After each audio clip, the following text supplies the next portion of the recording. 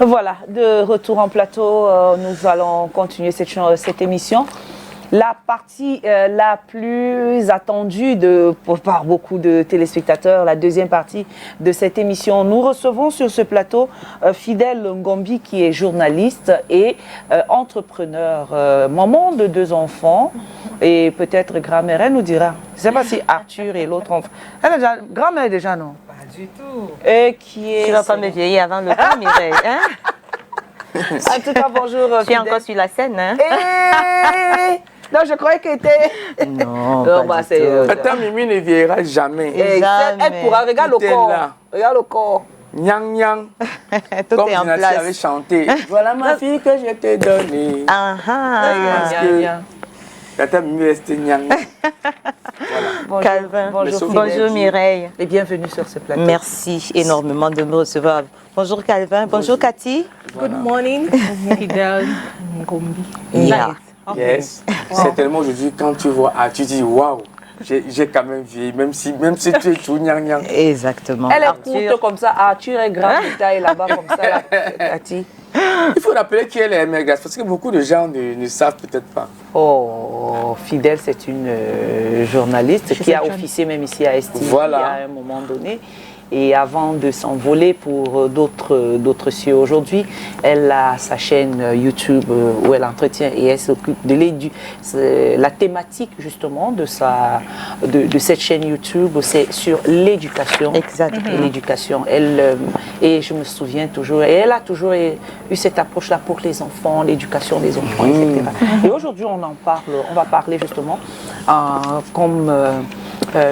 les défis, les challenges des parents monoparentales, les challenges des familles monoparentales. Et qui dit famille monoparentale, ça veut dire que c'est un parent qui élève seul ses enfants jusqu'à ce qu'il, j'ai failli dire jusqu'à maturité. Effectivement, jusqu'à maturité. Comme on dit maman, papa. Oui, c'est une maman-papa. Exactement. Comme tu l'as si bien expliqué, une famille mono, comme on dit, non, c'est un parent. Oui. Bon, c'est vrai que peut-être faudrait-il commencer par expliquer pourquoi la constante de cette famille aujourd'hui. Parce que au départ ou à l'origine, on avait affaire à la famille traditionnelle. Ou la famille biparentale où on trouve 2 parents, le père, la mère et puis les enfants. C'est dans un cadre idéal comme ça que les enfants en fait devraient évoluer. Exactement. Donc à la suite de plusieurs mutations que connaissent les valeurs ou les relations humaines, aujourd'hui on a affaire à beaucoup d'affluents de familles. Parmi ces affluents, dont on a la famille monoparentale. Wow. Et on note qu'il y a quand même un certain pourcentage sur les familles monoparentales aujourd'hui, de plus en plus croissant. Exactement. Si tu veux d'ailleurs, il y a quelques chiffres ici pour voir que les démographes et les psychologues ou d'autres chercheurs ont pu baptiser ce format de famille aujourd'hui un phénomène social. Pourquoi phénomène social? Parce que par exemple, on a quelques statistiques ici. Aux États-Unis, par exemple, selon le Bureau américain de recensement, entre 1970 et les années 2000, les familles monoparentales sont parties de 3 millions à 10 millions. Maman. Et ouais. De 3 millions à 10 millions. À 10 millions. Exactement. 10 millions. Très bien. Même des pays baptisés stables comme l'Irlande, on se rend compte par exemple ici, en 1981 jusqu'en 1991, on est parti de 5,7% de familles monoparentales à 7,9%, donc plus de 2% d'accroissement. C'est ça. Tout près de nous ici en France, selon l'ouvrage Mère seule dans un contexte international, on se rend compte que depuis les années 70, la proportion des familles monoparentales a progressé de plus de 50%. Waouh. Donc, c'est pourquoi les démographes et les sociologues ont baptisé les familles monoparentales, la croissance aujourd'hui, un phénomène social.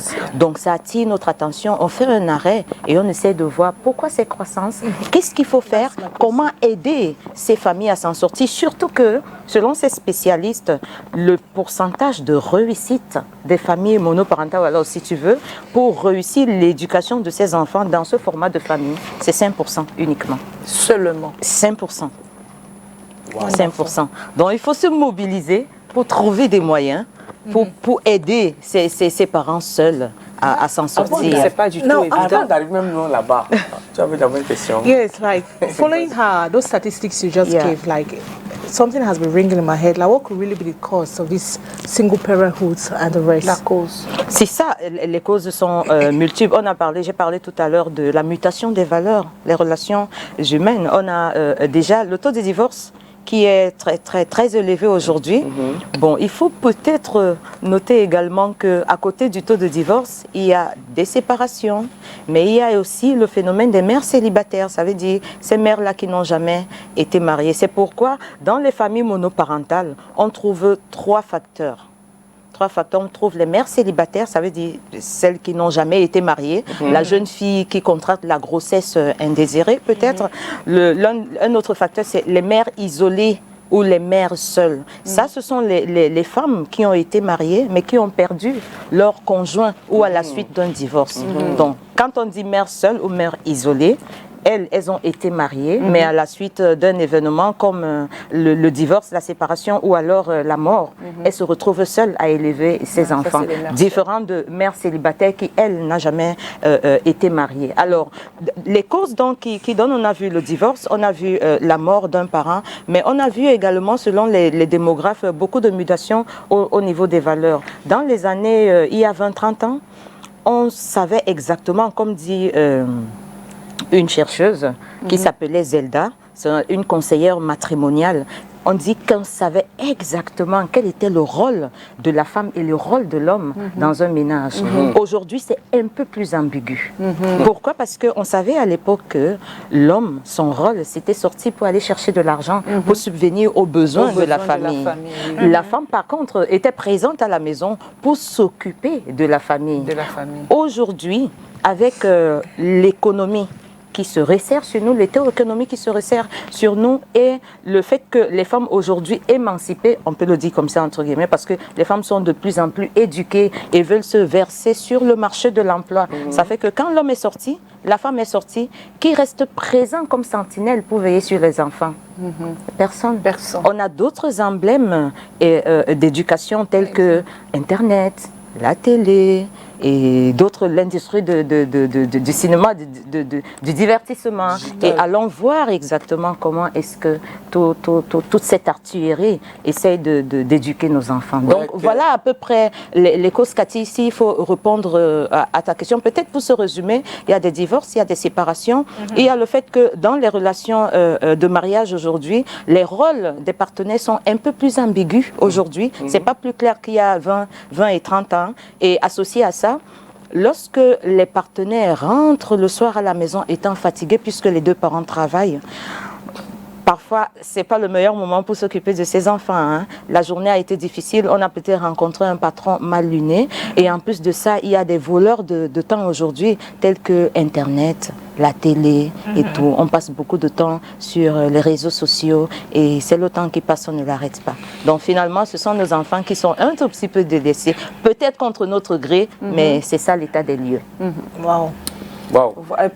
Et si je peux me permettre, Fidèle, depuis combien de temps est-ce que vous, bon, moi je peux te tutoyer parce que je te le permets, Calvin. Depuis combien de temps est-ce que tu es une famille monoparentale? Et aujourd'hui, qu'est-ce que ça te fait? Quels sont tes sentiments après tout ce temps? Parce que j'appelle ça la souffrance, élever les enfants pour une seule femme, être maman, papa, école, éducation. Qu'est-ce que ça te fait aujourd'hui? Quels sont tes sentiments aujourd'hui? Ça fait beaucoup de questions en une. Bon, je vais prendre une. Ça fait combien de temps déjà que tu es famille monoparentale? Deuxième question, quel est ton sentiment en fait? Alors pour la première question, pour parler de moi directement, Arthur a 23 ans aujourd'hui. Le mois de mars qui s'écoule, là il a eu 23 ans. Alors je suis avec Arthur seul depuis qu'il a 1 an. Donc ça fait 22 ans qu'on a fait le parcours ensemble. Voilà, ça fait 22 ans que je suis avec des enfants. Sa sœur, je pense qu'elle avait 3 ans, parce qu'ils ont l'écart de 2 ans. Voilà, pour ta deuxième question, c'est vrai, parce que lorsqu'on dit famille monoparentale, on comprend déjà la difficulté, nul besoin d'expliquer.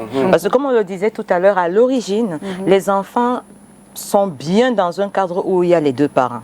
Le père joue son rôle, la mère joue son rôle. À partir du moment où il y a un parent seul, ça peut être le père, ça peut être la mère. La difficulté est beaucoup plus intense. Et l'une des plus grosses difficultés qu'on trouve dans les familles monoparentales, c'est effectivement des problèmes financiers.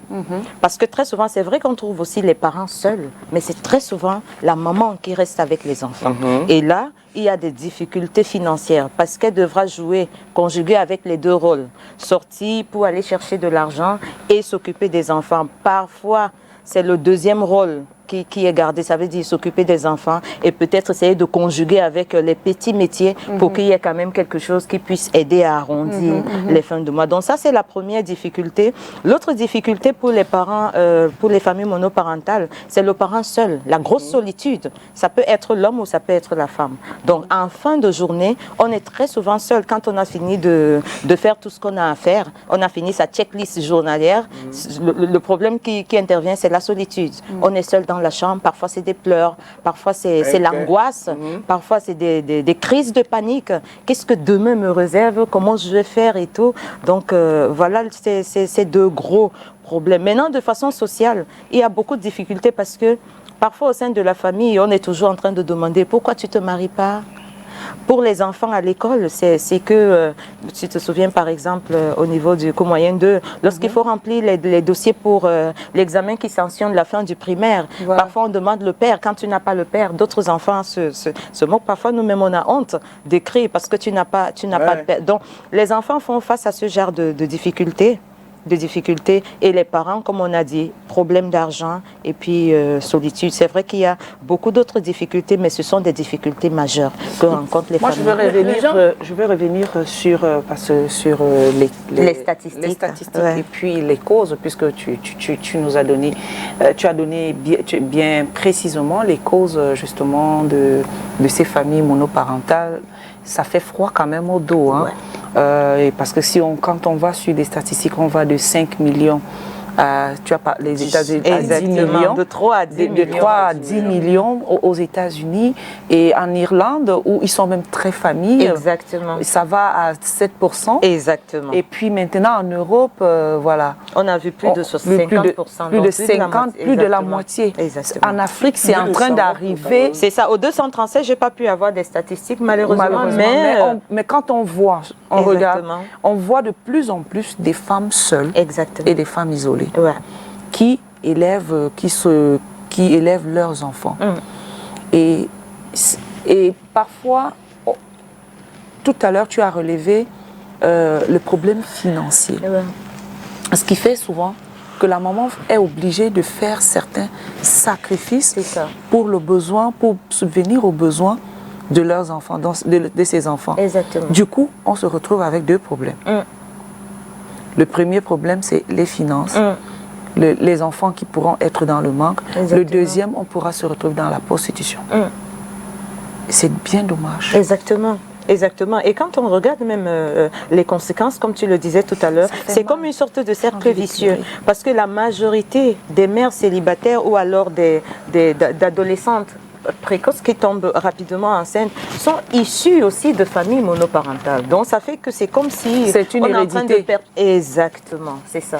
Donc comme tu le disais tout à l'heure, l'une des causes c'est ce problème de finances. Parce que la jeune fille qui est avec sa mère, elle se dit peut-être pour aider maman, il faut aller rapidement dehors pour essayer de broder avec des petits métiers peut-être pour venir aider la maman. Ça fait froid au dos. Exactement. Et on trouve également dans ce format de famille, les enfants ont beaucoup de problèmes scolaires. Beaucoup de problèmes scolaires. Alors, est-ce l'absence du père? C'est vrai que beaucoup de chercheurs ont dit l'enfant qui n'a pas son père à côté a beaucoup de problèmes en mathématiques. Alors, est-ce uniquement en mathématiques ou ailleurs? Mais ce qu'on note quand même, c'est que l'absence d'un parent fait en sorte que l'enfant ne continue vraiment pas beaucoup sa scolarité. C'est pas absolu, mais on remarque que c'est le cas. Pour répondre à ta question. Donc, ça veut donc dire que, selon ce que vous dites, ce que les gens racontent d'ailleurs, que les familles monoparentales sont les familles les plus pauvres. Ça veut donc dire que c'est vrai. Bon, les plus pauvres, l'un des problèmes rencontrés qu'on rencontre dans ces familles, c'est le problème économique. Mais ce n'est pas dans l'absolu. Voilà. Ce n'est pas dans l'absolu. Pourquoi économique? Parce que c'est un parent. Comme on a dit tout à l'heure à l'origine, le père avait fonction d'aller chercher l'argent et ça explique pourquoi à une certaine époque, les hommes étaient beaucoup plus instruits. D'ailleurs, dans beaucoup de familles où il y avait un budget assez serré, lorsqu'il y avait des hommes et des femmes, on privilégiait l'instruction du garçon. Alors, lorsqu'on privilégie son instruction, il arrive à faire de bonnes études et la conséquence immédiate, c'est qu'il peut s'insérer facilement dans le marché de l'emploi. Donc, il peut ramener de l'argent dans sa famille et s'occuper de sa famille pendant que la femme, elle, idéalement ou à l'origine, elle va s'occuper de la maison. Maintenant, lorsque c'est la femme seule, il faudra qu'elle brode avec les deux. Donc, qu'elle sorte. Si déjà à la base, elle n'a pas été très bien instruite, il faudra qu'elle brode avec les petits métiers comme on appelle la coiffure, peut-être manicure, pédicure et autres métiers, ou alors être ménagère quelque part. Mais heureusement, aujourd'hui, comme on le disait, l'une des causes aussi de ce format de famille, c'est que beaucoup de femmes sont versées sur le marché de l'emploi parce que de plus en plus, la femme est éduquée aujourd'hui et elle peut avoir aussi des fonctions dans des entreprises au même titre qu'un homme. Donc, beaucoup de problèmes d'argent. Beaucoup de problèmes d'argent dans les familles monoparentales, plus beaucoup.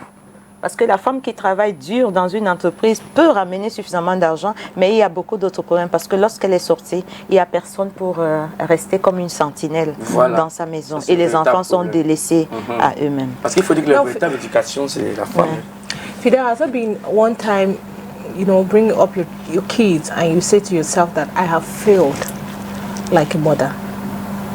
Has there been any time in your life you said, like, you got so angry and said, God, I failed like a mother? Exactement. Et comme je l'ai dit tout à l'heure, beaucoup de ces familles, je me rappelle lorsque je préparais cette émission, je suis tombée sur un article où une femme a commencé par un témoignage. Elle dit, toutes les nuits, c'est les pleurs. C'est des pleurs, c'est la peur, c'est l'angoisse. C'est l'angoisse. Et c'est vrai que parfois, nous, on s'arrête juste au fait qu'il faut nourrir l'enfant. Mais aujourd'hui, le challenge est beaucoup plus grand. On ne s'arrête pas simplement à nourrir l'enfant. Il faut s'occuper de son éducation. Le poète disait, nos enfants nous rendent immortels. Alors la question que chaque parent, qu'on soit un parent dans une famille normale ou un parent dans une famille monoparentale, on peut se demander, si demain je m'en vais, puisque naturellement un humain vit 70-80 ans, peut-être pour les plus forts, robustes. 90, les plus robustes, 90, 100 ans. Mais reste qu'à un moment, on est obligé de partir. Et lorsqu'on part et qu'on a laissé un enfant, la question c'est, qu'est-ce que j'ai laissé derrière moi? Est-ce que mon enfant est suffisamment outillé, suffisamment forgé pour que plus tard, lorsqu'on parlera de moi, que je sois vraiment immortel? On voit ça chez les artistes, chez des écrivains. Lorsqu'ils sont partis, ils restent immortels grâce à leurs œuvres qu'ils laissent derrière eux. Nous aussi, les parents, notre œuvre, c'est notre enfant et il n'y a pas meilleure œuvre. Alors, lorsqu'on est vivant, on peut faire des mains et des pieds, ne ménager aucun effort pour outiller, forger les enfants, pour que demain, lorsqu'on n'est pas là, que l'enfant puisse faire face à l'influence extérieure. Donc, je ne sais pas si... Je ne sais pas, vous les familles monoparentales, est-ce que vous recevez des aides? Parce que nous sommes dans un pays que normalement, je ne sais même pas. Il y a les aides au Cameroun. Est-ce que vous arrivez à chercher à voir si peut-être au niveau il y a les aides au Cameroun, papa. Une seule femme qui élève les enfants seule, sans homme. Est-ce qu'il n'y a pas une façon de... On n'est pas encore cherché à voir s'il n'y a pas une branche qui peut aider les familles monoparentales. Ou alors c'est un rêve chinois. C'est vrai, comme tu le dis, on le disait tout à l'heure, que ce soit en France, en Angleterre ou ailleurs, il y a ces aides de façon officielle. Il y a ces aides de façon officielle, Calvin, comme tu le disais. Mais dans un pays, si tu peux me donner, je passe à Mireille, tu veux dire quelque chose? Non. D'accord. Ok, mais dans nos pays, il y a également ce qu'on appelle l'assistance sociale, mais c'est qu'il faut faire des démarches. Il faut faire des démarches, c'est-à-dire, je pense que jusqu'ici, il y a une sorte de recensement pour savoir combien de familles monoparentales il y a dans au 237 et quelle est la mesure à prendre pour pouvoir les aider. Mais en Afrique, c'est vrai que ça a un peu changé, comme on disait tout à l'heure, avec la mutation des valeurs humaines. En Afrique, l'enfant, c'était un bien communautaire. Voilà. C'était pas simplement l'enfant de moi, l'enfant de Calvin aussi, il faut le dire comme on dit, mais c'était un bien de la famille, un bien du quartier, un bien de la ville et un bien du pays. Ça fait que même lorsqu'on se retrouvait avec seul, avec un enfant, parfois la grand-mère se déplaçait, elle partait du village pour venir rester et pouvoir aider. Exact. L'aide venait de la tante, de l'oncle et de n'importe qui, parce qu'on savait qu'il y a un enfant, il faut s'en occuper. Aujourd'hui, c'est de plus en plus difficile avec, comment on doit dire, La les société valeurs devient occidentales, égoïste. oui, qui arrivent ici. Non pas que, c'est pas critiquer, mais on est bien obligé de savoir que, comme on le disait tout à l'heure, ce sont les valeurs qui sont en train d'être mutées. Aujourd'hui, comme Mireille le dit, la société est devenue beaucoup plus individualiste et égoïste, pas de volonté, mais la vie également est tellement chère que celui qui doit s'occuper de ton enfant, lui aussi, il a une famille. Exactement. Il a une famille, il a des obligations. Donc, Fida, is it true that I think it's a matter of separation? Like, for example, if you're separated with your husband, maybe you were dating a man that was so very violent, very, very violent. Then you guys separated, and in the course of separation, by then you had your kids, and they were seeing everything. And they said when you separate like that, maybe you get separated with your husband. Now you have to take care of this kid. It will have an effect. Is it true that it's going to have an effect, like the way you separated with your husband will have an effect in the upbringing of your children? sans doute, absolument. Parce que, comme je le disais tout à l'heure, si vous êtes dans un ménage, quel que soit ce qui se passe dans le ménage, puisque l'enfant qui naît et qui est éduqué demain, sa personnalité se fabrique sur la base de ce que l'enfant voit, l'environnement familial. D'accord. Mais ce qui est bien également, c'est que au moment où il y a séparation, pour étendre un peu la question, au moment où il y a séparation et qu'un parent se retrouve seul, une fois, tu sais, au moment où moi je me suis jetée dans cette entreprise, j'avais trouvé un conseil qui m'avait intéressé énormément dans le fait que le parent qui est absent, il est juste absent, mais l'enfant en a besoin. Parce que dans la relation de famille, c'est deux relations. Tu es marié, mais tu as également des enfants. Donc, les enfants ont une relation avec leur papa. Toi, la maman aussi, tu as une relation avec ton mari. Mais c'est une relation qui est peut-être, qui a eu problème. Ça veut dire que tu te sépares. Même si le père des enfants n'est pas là, l'une des choses qui va aider à construire la personnalité des enfants, c'est de ne jamais mal parler du conjoint absent. Exactement. Okay. Ne jamais mal parler Merci, du conjoint Fidèle. absent. Alors, si tu veux, moi, j'ai suivi ce conseil d'un spécialiste, je l'avais lu quelque part, et comment est-ce que je l'ai matérialisé chez moi? Rapidement, le père de mes enfants avait quitté le pays, mais pour rester en contact, mes enfants ont eu le téléphone assez tôt pour rester en contact avec leurs parents. Et il arrivait que le budget alloué pour la maison, qui est le budget de communication, et parfois il m'arrivait d'appeler leur papa seul pour lui demander d'être prêt à une certaine heure pour pouvoir discuter avec les enfants. Parce que les enfants n'ont pas demandé à savoir si leur père ne veut peut-être pas de lui. Parce que le fait que le père soit déjà absent, pour les enfants psychologiquement, ils se disent, ils ne sont pas importants aux yeux de leur papa. S'ils étaient suffisamment importants, le père serait resté et il se serait occupé d'eux. Maintenant, s'il faut enfoncer le clou, ça risque de faire l'effet contraire, traumatiser les enfants ou carrément détruire leur personnalité. Parce que n'importe comment, le garçon va vouloir ressembler à son père et la jeune fille va vouloir ressembler à sa mère. Donc dire que son parent est ci ou ça, de façon négative, ça risque d'impacter ou influencer le regard de l'enfant qui va se dire, si mon père est comme ça, automatiquement, je dois aussi être comme ça. Donc pour le parent qui est resté seul après la séparation, quel que soit ce que l'autre parent est, le père, s'il était violent, s'il était tout ce qu'il était, on ne s'occupe pas de ça.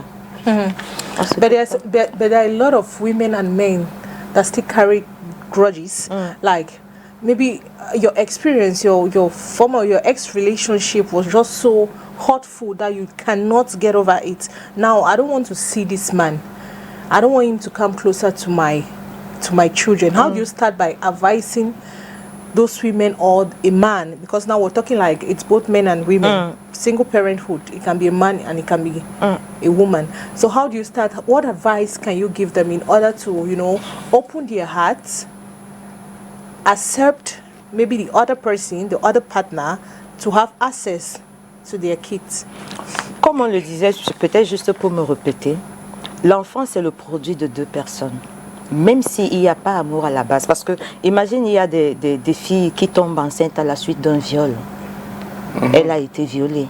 Alors, quelle que soit l'allure que prendront les relations que vous avez eues entre partenaires, l'homme reste le père de l'enfant. Et l'enfant a besoin de son père. Il a besoin de son père. Donc, s'il y a même possibilité, chez moi, la difficulté, c'était telle que le père n'était plus au Cameroun. Mais la famille du père était au Cameroun. Et mes enfants étaient tenus d'aller dans la famille de leur papa. Parce qu'il faut qu'ils construisent leur identité.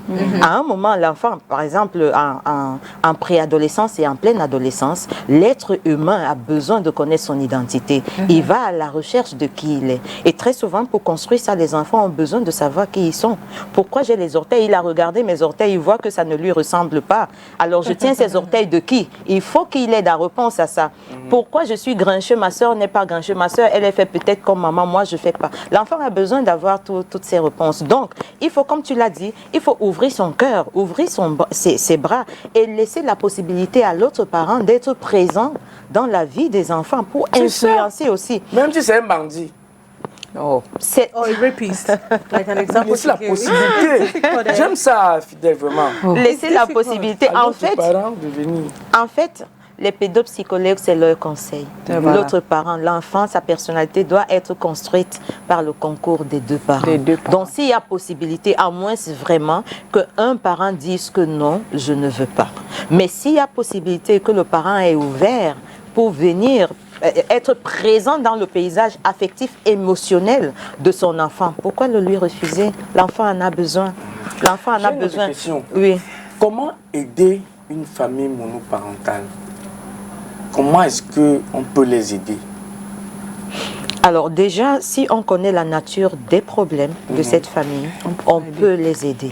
Alors quand tu dis aide, Calvin, je ne sais pas si tu parles de l'aide venant du gouvernement, c'est-à-dire des services sociaux, ou alors tu parles d'une aide individuelle. Individuelle, c'est-à-dire qu'il peut avoir un bienfaiteur.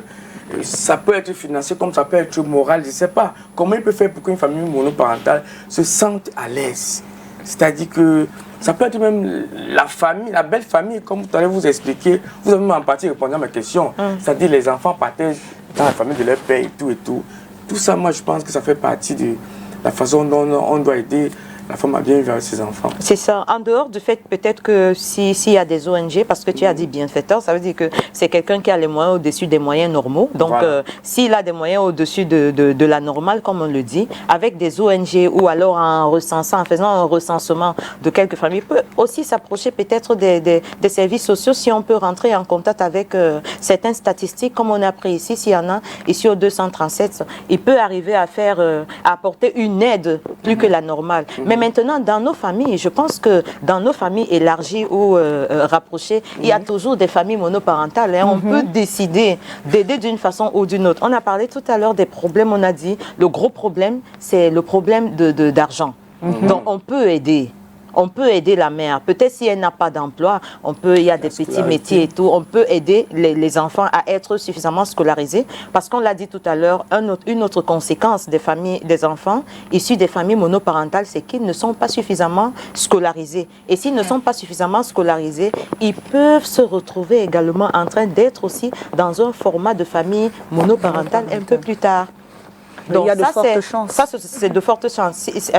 Une seconde, Cathy, pour finir avec Calvin. Donc, ça, c'est peut-être l'aide de financière. Mais il y a beaucoup d'autres aides, comme par exemple, on a vu un parent seul. Endosse les deux responsabilités. Parfois, quand les enfants vont au lit, c'est la solitude. Alors, pourquoi parfois ne pas lui rendre visite? Pourquoi ne pas l'inviter de temps en temps? Si tu as repéré une mère seule, peut-être l'inviter au restaurant. Mais il y a une autre façon, c'est que parfois, moi, quand les enfants étaient petits, ça également, c'était un conseil donné par les pédopsychologues. Exactement, c'est que on dit, tu essayes de repérer un oncle, une tante, une cousine, une jeune fille qui à un moment vient jouer les babysitters parce qu'on ne peut pas se donner le luxe de payer une babysitter si on a déjà des problèmes primaires. Donc de faire venir quelqu'un qui reste avec les enfants le temps pour toi de faire un regain d'énergie. Parce que si tu n'as pas suffisamment d'amour, tu ne peux pas en donner. Si tu es tout le temps, et c'est ça le phénomène, comme on appelait les mères superhumaines, parce qu'elles sont seules. C'est-à-dire, elles dépensent, elles dépensent, elles dépensent. Et si elle ne remet pas le carburant en place, si elle ne recharge pas des batteries ou l'énergie, elle ne peut plus en donner. Donc, une façon de l'aider, c'est de venir rester avec les enfants ou prendre les enfants pour les amener quelque part le temps que la maman se retrouve seule et qu'elle se refasse aussi une petite santé. Donc, il y a ça, mais il y a également un autre phénomène, c'est que le fait que la mère soit seule, le parent, le père, qui est la figure d'autorité, est absent. Alors, comment on peut combler ça, en dehors du rôle que la mère jouera, peut-être qu'on va revenir dessus, comment on peut combler ça? La mère peut s'arranger à ce qu'un oncle à la famille, un ami intime, un ami, vienne par exemple être présent dans le paysage. Ami de qui? De ton ex? Non, ami de la femme. Ça veut dire que, je prends mon exemple, hein. Ici par exemple à l'époque, on se rappelle, non? Oui. Si tu as tous tes collègues, tu as des collègues, de temps en temps tu peux les inviter à la maison, ils viennent. Ça fait que quand ils arrivent, le fait que les enfants voient tout le temps une figure masculine à la maison, ça fait office d'autorité et l'enfant, surtout le garçon, peut voir comment agit un garçon lorsqu'il est adulte et ça peut l'aider. Et pour la fille qui a ce qu'on appelle souvent le complexe d'Oedipe, qu'elle ne peut pas vivre parce que son père n'est pas là, avoir ses tontons et ces tontons rapprochés ou éloignés qui sont présents, ça comble un peu ce besoin. Mais à ce moment aussi, il faut être très prudent parce que les prédateurs sexuels sont toujours des figures proches de la famille. Donc, il faut savoir balancer tout ça. C'est pourquoi on dit le challenge des familles monoparentales. Parce que quelque chose peut être une solution, mais ça peut également être un danger également. Donc, on cherche des solutions, mais on reste une sentinelle pour sa famille pour pouvoir la protéger. Correct. Donc, voilà un peu des aides qu'on peut apporter à une famille monoparentale. Si on connaît des difficultés, on peut savoir comment appliquer des solutions. D'accord, on va marquer une pause, Fidèle. On est allé dans la rue, on a posé la question à l'homme de la rue de savoir comment est-ce qu'ils font en fait réussir l'éducation de son enfant quand on est parent seul. On a tendu le micro à l'homme du trottoir. À tout de suite. From my own point of view, there are so many difficulties raising a child alone as a single parent, because in a society where that child may be in school or where he plays with his or her friends, he will face a lot of difficulties in when the other children will be talking about their dad and their mom, how they used to play in the house. You as a single child, as a child who is raised by only a father or a mother, you will face a lot of difficulties in interacting with those children. Maybe sometimes you will feel unease. You will not feel at ease interacting with other children because you know that anytime they will be talking about their parents, talking about their mommy and dad, maybe they go out, they went out for somewhere to go sit down, chill, enjoy other things, and you are only there with your mother or with your father. So I see a lot of difficulties in raising a child alone. Raising a child alone has a lot of difficulties, and not only for you, the parent. The child has most difficulties more than you, because the child will always feel very, very uneasy. He will not be at ease with other children, talking about their parents, talking about their father and their mother. The child will always be alone. I think raising a child as a single parent is not a good idea. Éviter beaucoup de choses, la vie du bar et tout, etc. Parce que les enfants ont besoin de nous tous les jours. Parce que quand tu rentres déjà tard, là, ça manque d'un mauvais chemin à l'enfant. L'enfant lui-même comprend que si mon père prend le chemin-ci, il faut que lui-même suive ça. Donc c'est d'être présent avec cet enfant de temps en temps, l'apporter aussi beaucoup de conseils. Bon, être présent en fait, c'est tout ce que je peux dire. Avoir beaucoup de temps pour cette. Donc the difficult part is a father that train a child or a daughter, a son or a daughter alone, is that he has no wife at home. if it's only the one that will train that child will not be educated. Because why? First, the father have to leave home and go and look for something who the child will eat. Why the mother, if the mother is around, the mother will try to guide that child not to be walk around with a bad character, not to do something that would bring her a bad future tomorrow. Why? If the father will not have enough time, because the father will be going to work, come back, you have to do something, you are tired. You have no time to just take time to make that child that this child is supposed to do this, is supposed to do that. As a good example, if a wife, if a girl child always have a time to be with her mother in the kitchen, wash a pan, wash the little thing, wash her father dress or her mother or her own. But if the father is not there to have a time to go to the kitchen, when the child will grow up as a girl child, in short, if the child will go to the married, the home to get the husband, maybe he will not know even how to cook, because the mother, there was no mother to train her how to cook.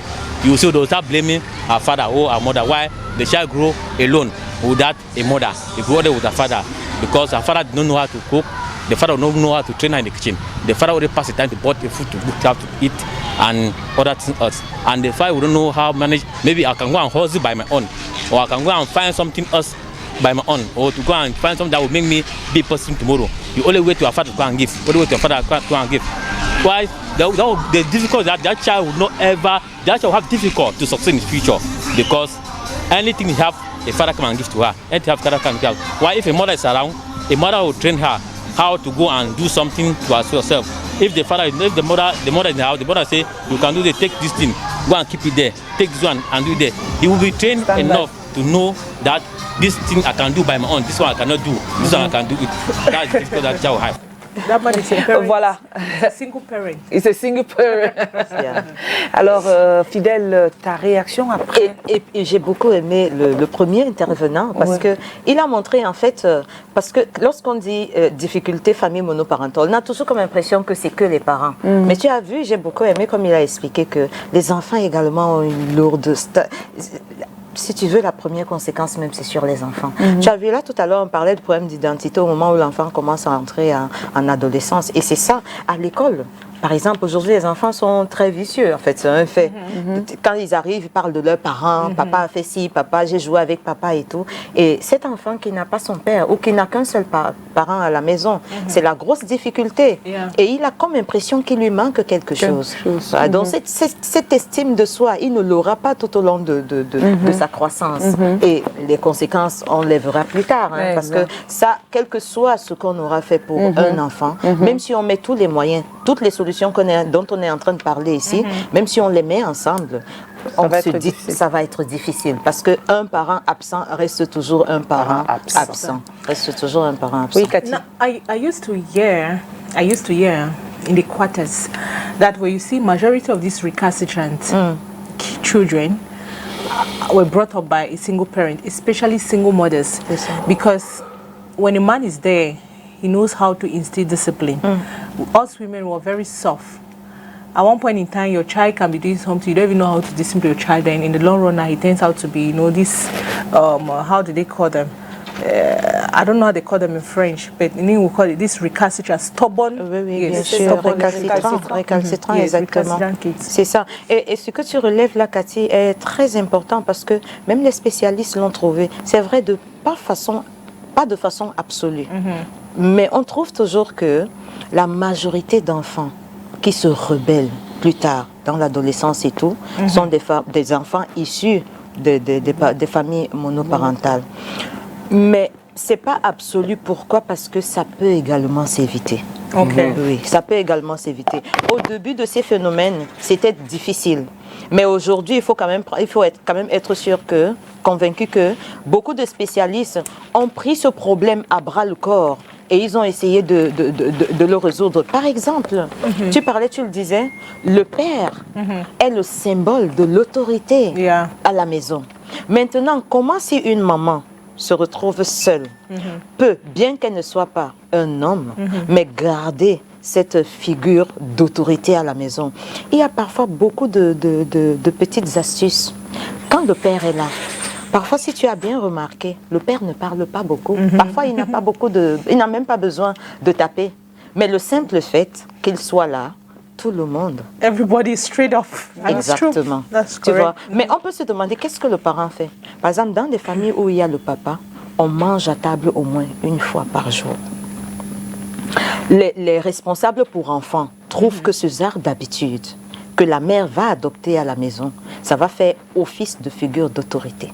Ça veut dire elle ne va pas crier au moins une fois et ça va venir également aider dans le fait que la mère sorte pour aller au travail. Elle n'aura plus tout le temps pendant toute une journée pour ses enfants, mais on aura ce qu'on appelle les moments privilégiés, le temps de qualité. Et ce temps de qualité, comment l'avoir et comment le donner aux enfants? L'une des choses, l'une des astuces, c'est manger à table au moins une fois par jour. Et très souvent, c'est le soir. Pourquoi? Parce que lorsque vous mangez à table, c'est le moment où il y a des éclats de rire, c'est le moment où tout le monde est content de retrouver tout le monde. La maison reste un havre de paix. En fait, il faut privilégier le sens de la famille. Excellent. Inculquer cela à l'enfant. Exactement. Pour que demain, il puisse aussi reproduire cela. Exactement. Et l'un des meilleurs moyens, c'est manger ensemble. On insiste parce que les spécialistes insistent dessus. Ouais. Manger ensemble Exactement. le soir. Parce que pendant qu'on est à table, qu'on se sert, la maman, même sans voix, même de façon silencieuse, elle passe le message, elle éduque. Passe le sel. L'enfant va savoir par exemple qu'il faut faire la table. L'heure de la table arrive, oui, c'est 20 h. Ça passe pas. C'est 20 h. Déjà, cet horaire est marque de discipline dans la maison. Ça fait autorité. À 20 h, même si on est dans les chambres ou n'importe où, on court vite. On dit souvent le couvre-feu, on doit manger à table. Donc, la maman n'a pas besoin de crier. Lorsque cette habitude est installée, ça marche. Et maintenant, à table, par exemple, avant la table, il y a un enfant qui va prendre le couvert pour dresser la table pour d'autres personnes. Il se met au service des autres. C'est une qualité. Se dévouer pour les autres. Et maintenant, à table, ça parle. Comment tu as passé ta journée, Cathy? Calvin et toi? Qu'est-ce que toi, tu as rencontré, Mireille? On profite pour parler. On a été absent de leur paysage toute la journée, mais le soir, on peut se rattraper. L'enfant, quand il te parle, tu peux savoir s'il dit la vérité, s'il ne dit pas la vérité. Un autre truc qui est une autre astuce qui est importante, c'est vrai qu'on trouve ça dans la société occidentale. Chez nous, ici, on prend ça pour un luxe. C'est accompagner les enfants au lit. De 5 à 15 minutes, comprends. Ça peut être énorme pour un parent seul, mais c'est très important. What age? Mais maintenant, l'âge. Bon, en fait, accompagner l'enfant au lit, c'est peut-être Avant l'adolescence. Oui, avant l'adolescence. Ah. Et pourquoi avant l'adolescence? C'est très important. Et ce sera en prélude de l'adolescence, parce que l'adolescence est une période de la vie où l'enfant se referme sur lui-même. La communication est interrompue. L'enfant qui venait spontanément dire à maman, oh maman, j'ai fait ceci, pendant l'adolescence, la communication. Alors, pourquoi c'est important avant l'adolescence? Parce que, ou alors, comment ça se fait avant l'adolescence? Dans 5 à 15 minutes, accompagner l'enfant au lit. Pour d'autres, ils vont peut-être chanter des comptines, lire une histoire. C'est-à-dire, ça va faire d'une pierre deux coups. Tout petit, entre 0 et 3 ans, c'est la période de l'être humain où le cerveau est tellement ouvert. Les connexions synaptiques sont ouvertes et attendent d'être enrichies, nourries par la connaissance, l'amour, n'importe quoi, l'instruction. Et c'est ça qui va aider l'enfant plus tard, quand il sera grand, à pouvoir faire face à l'influence extérieure. Donc le parent va jouer un double rôle. Voilà. Lire pour ressouder les liens entre l'enfant, mais lire également pour rendre le cerveau de l'enfant plus volumineux et l'aider demain à pouvoir non seulement être propice à l'acquisition des connaissances, mais également à faire face à l'influence extérieure. Donc c'est très important. 5 à 15 minutes qu'on prend pour lire, pour chanter, ou même parfois pour certains, Prier pour lire la ensemble. Bible, prier. Je ne voulais pas prendre le volet religieux et tout. Est important It's very dans important. Mais une c'est famille. très important. Et pour, Especially parents. Surtout ce que nous vivons, avec ce que nous vivons en ce Excellent. moment, le spirituel a sa place Excellent. dans la famille. Excellent. Et c'est le moment. Pourquoi? Parce que c'est pas tous les enfants qu'on accompagne au lit. Chaque enfant, nous on dit au quartier ou au village, 10 enfants, 10 nations. Chaque enfant a sa personnalité. Mais maintenant, il faut essayer d'être en phase avec la personnalité de l'enfant, d'adapter l'éducation à la personnalité de l'enfant. Voilà pourquoi chaque enfant doit être accompagné au lit. C'est vrai que ça devient laborieux quand on en a beaucoup, mais si on a un ou deux, on peut discuter avec l'enfant. Dis-moi chérie, comment tu as passé ta journée? qu'est-ce qui s'est passé? Est-ce que tu avais ton crayon? Là, l'enfant à 2 va expliquer, va dire. Il n'est plus devant les yeux de ses frères où il aura peut-être honte de parler. Mais il va parler. S'il est timide avec sa maman ou avec son papa seul, il va parler. Et petit à petit, on est en train de jeter les bases, une plateforme de communication. Comme il a appris que lorsqu'il a une difficulté en journée, le soir, il va en parler à son parent. Ce sera parti comme ça à l'adolescence. Ce sera un livre ouvert. Fidèle, moi, je vais revenir, je vais parler, par exemple, parce que tout à l'heure, tu as parlé d'un problème il faut manger à table le soir. Il y a des familles qui n'ont pas ces moyens de manger à table. Quelle solution proposes-tu à ces familles-là qui sont cette maman cette Bayamselan par exemple, qui élève 8 enfants dans la maison, elle est dans un studio, comment elle devrait-elle faire pour pouvoir garder ce cocon familial, maintenir ce cocon familial-là avec ses enfants? Alors, le format, c'est être ensemble. Maintenant, chacun peut trouver comment l'adapter. Je peux trouver en fonction de ses moyens, de son contexte et tout. C'est-à-dire, nous, ce qu'on sait, c'est que bon, on se retrouve à la salle à manger. Aujourd'hui, tu as vu, avec les nouvelles maisons, les salles à manger sont plutôt dans les cuisines. C'est plutôt dans les cuisines, c'est plus au salon. Donc, on se retrouve à la cuisine. Nous, en grandissant, moi, avec mes frères, on ne s'asseyait pas à table pour manger, mais on s'asseyait à la cuisine, à même le sol. Ici, le principe, c'est se retrouver tous ensemble. Pas que chacun vienne prendre son assiette et aille manger dans une pièce isolée, non. Qu'on se retrouve tous, et puis quand on se retrouve tous, il y a le chef de table.